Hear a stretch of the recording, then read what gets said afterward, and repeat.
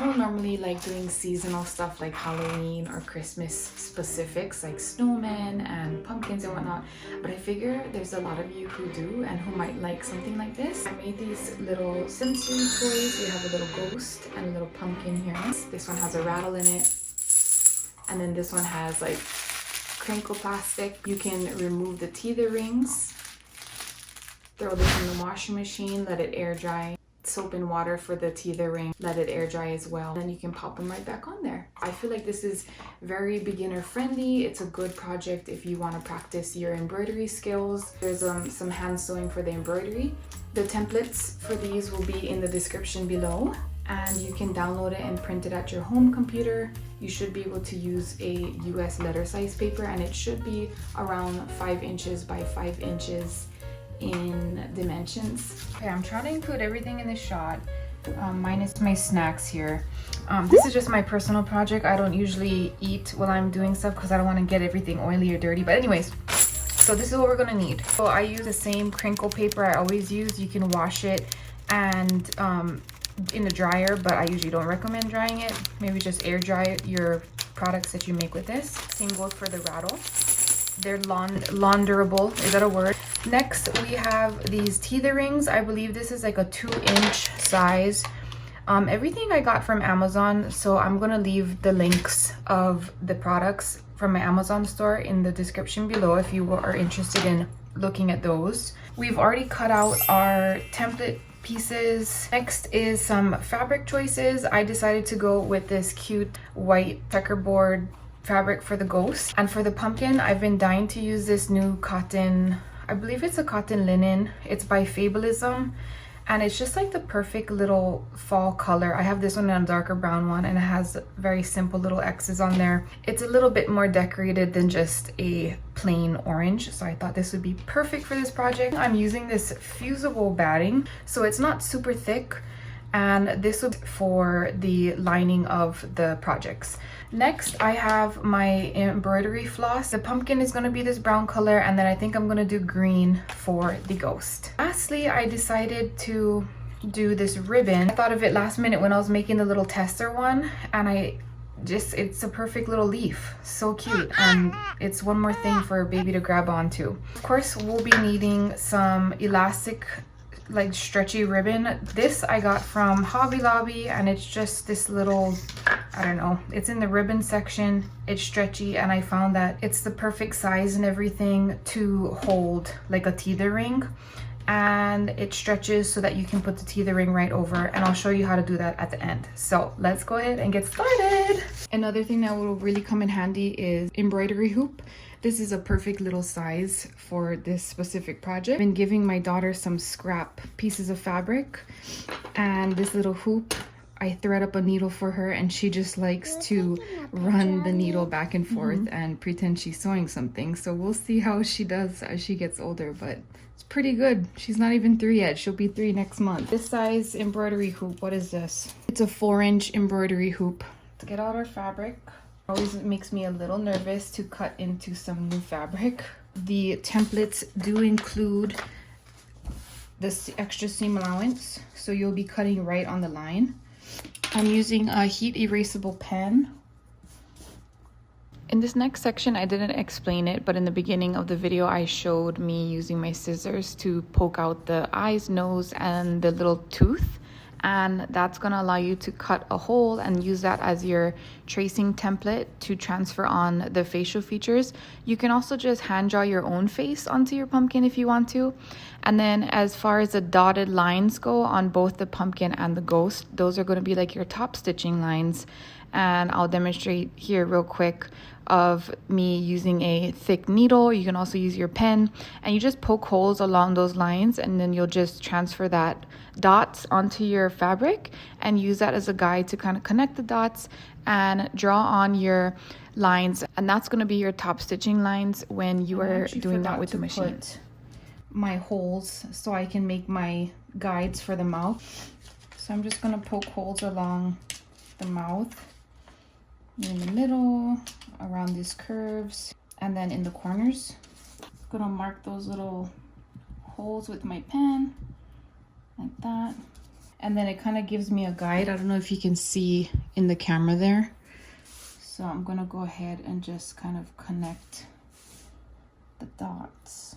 And then that gives me a guide, and then I'll very carefully just kind of connect the dots like that.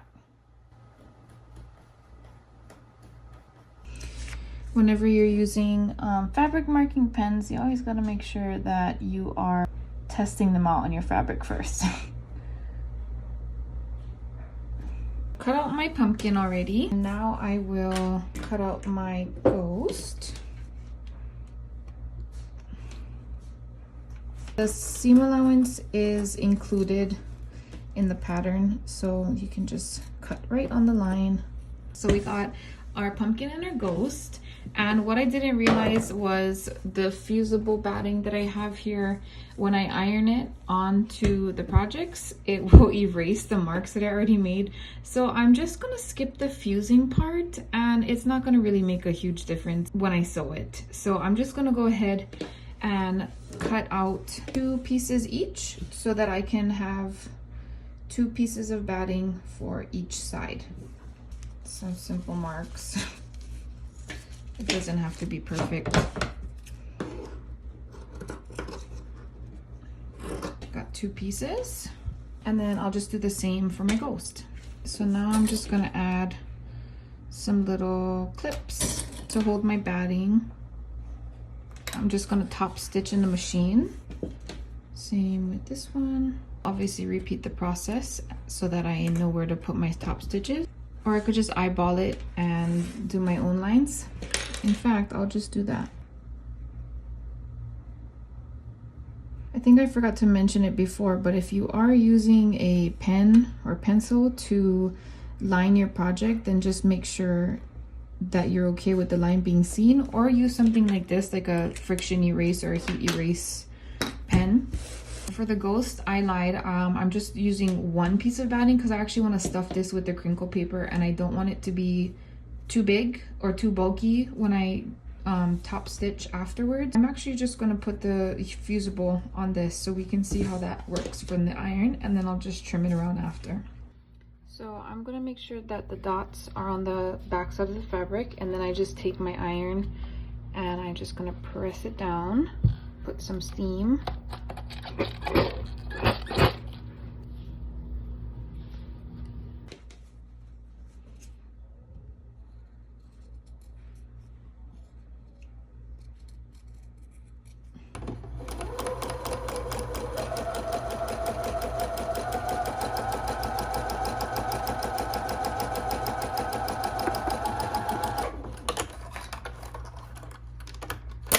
Oops.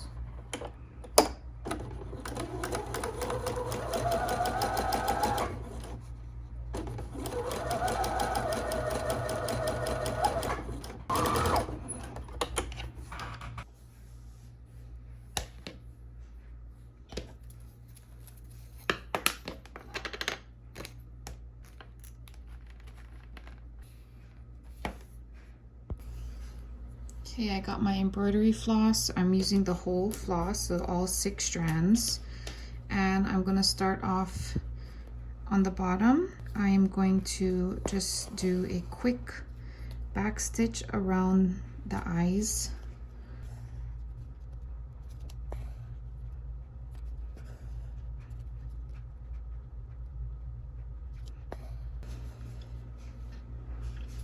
Once I have the perimeter done, I will just fill in the triangle, trying to keep it even and within the same pattern really. So I'm just starting from that middle point and then going from the sides, working my way inside towards the middle.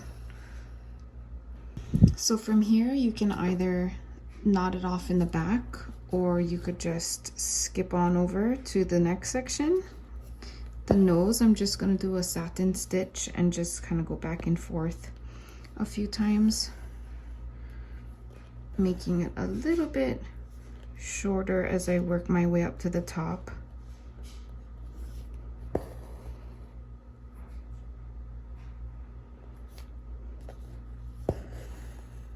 Then once I reach the top, I'll go back down and fill up the bottom, trying to copy the same stitches I just did, so it looks somewhat cohesive. Heavy emphasis on the somewhat. And I shall jump over to the eye, but before I do the other eye, I'll just show the mouth. The mouth, I'm also just gonna do some back stitching.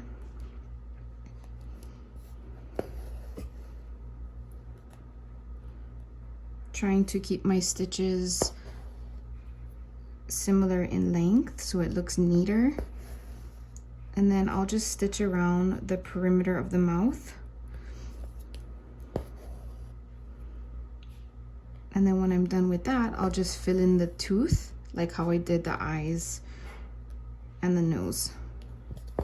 Then when I'm done with this, I will jump over to my ghost and I'll embroider my ghost's eyes and her little mouth. If you run out of thread like I am, I'm gonna go ahead and tie a knot in the back.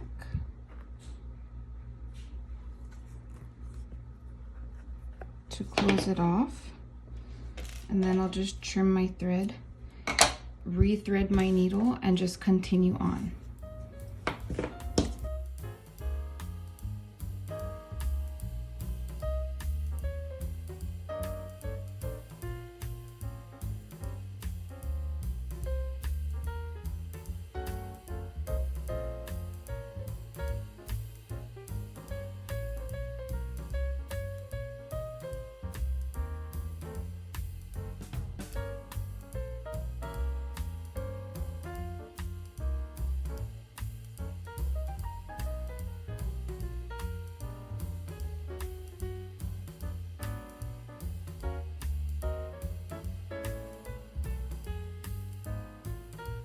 Okay, I'm at the ironing station and I'm just gonna gently press out the marks that I made. There we go. Can't really tell too much on the orange. What I'm gonna do next is we're gonna sew the pieces together, but we have to make sure that we also sew in our bands and then also the little leaf ribbons for the pumpkin. So for the stretchy elastic bands, I just cut off a little bit over 4 inches, about 4.5 inches, that I shall fold in half. And then I'm gonna line that up in the middle of the top of the head. I'll let a little bit hang off the top there. Pin it in place. And then for this one, I shall repeat the same thing. I'm gonna line it up in the middle. And then I have some ribbon here. I'm not really picky on where this is gonna end up. And I'm deciding to do 2. I'm not really using a precise method for that, but just so that when I sew it together, it's all gonna be sewn in. So there's the pumpkin. Here is the ghost, and then I'm just going to place my right sides together.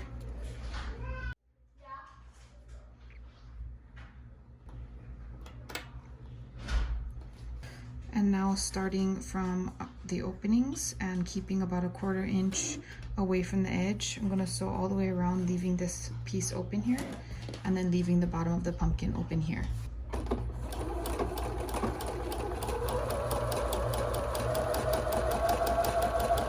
I'm gonna slow down around here so I can push down with my fingers and take out my clips, making sure they don't move too much.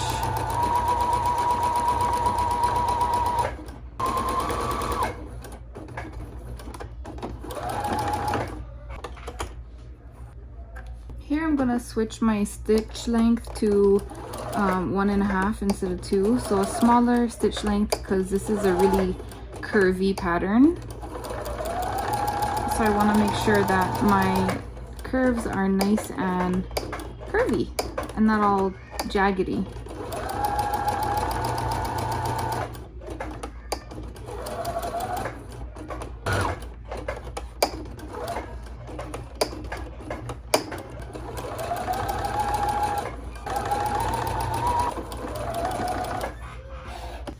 Okay, before I turn my project inside out or right side out, I'm gonna go ahead and this is kind of long. I'm gonna go ahead and trim this and trim the excess bulk, specifically around the curves. If you don't have a pinking shear, you can use regular shears and just cut notches into the fabric. So you can cut little slits like this, and then in these tight areas you can cut out the excess. Just kind of make notches, and that's going to help your seams lay a lot neater in there. You can either use a straw with a stick to turn your project inside out, or what I prefer, well, depending on what I'm turning right side out, is my hemostat. So I'll use this, and I'm just gonna grab the top of my pumpkin and gently pinch it and pull it through, and then I'm gonna very gently push out my seams like that. I'm now switching over to voiceover Charlie because everybody came home and things got real loud real quick. They decided to do some painting right there in the room with me, so it got pretty chaotic. So here I am. Anywho, I'm continuing on with turning my ghost right side out. I ended up using a straw and stick just to show that you don't really need a hemostats, but having various tools does help with whatever projects you're working on, and you can pick and choose what works the best for you. After that, make sure that you press your seams out and just make them nice and flat, because we are going to be top stitching to close up the seam and just to add like a little decorative perimeter around. Before we do that though, we have to add in our sensory items, which in this case I cut off some crinkle paper and stuffed the ghost with. And then for the pumpkin, I ended up using this organic wool batting just to add a little bit more fluff around the rattle, because I didn't want the rattle to be so hard in there. And then once everything was stuffed and ready to go, I took it over to the machine, and I technically could have ladder stitched the seam shut and just be done with it, but I was kind of lazy, and then I thought that a perimeter stitch around the project would give it like a more finished look, and it would also help give extra support into stitching down the teether, ring band, and like the little ribbons and stuff. So I decided to do that. However, for the ghost, the top stitching for the drapery effect or detail wasn't so bad, but the perimeter top stitch for the ghost, specifically for me and the fabric that I was using, also there was a lot of bulk around the seams. It did not want to feed through my machine. So my ghost top stitches actually came out super messy. And I decided to use a contrasting thread, so that didn't help either. But I mean, it's just a personal project, so I'm not going to stress over it. If I was making it for somebody else, I would definitely restart the whole project probably, because it was messy, and you'll see here in a second what I mean. For the perimeter top stitch, be sure to back stitch at the beginning and end, because you are closing up that opening seam. You want it to be nice and secure. And then as far as a top stitching for the ghost, also do a nice neat back stitch, maybe 2 or 3 times in the beginning and end. And I just started where my perimeter stitch was, and I followed my little guideline. The guideline, you can use the paper template as a guide to putting on your own stitch lines, but really you can just draw straight lines on top of where you think they would look best. So like I said, the template is just a guide or suggestion on how you might want to make the details, like the face and whatnot. After my top stitching and perimeter stitching was done, I just finished up the details, like trimming off all my threads, and then took the warm iron in and I pressed out the fabric markings that I made. And really, this is pretty much it. We're just going to add on the teether rings now.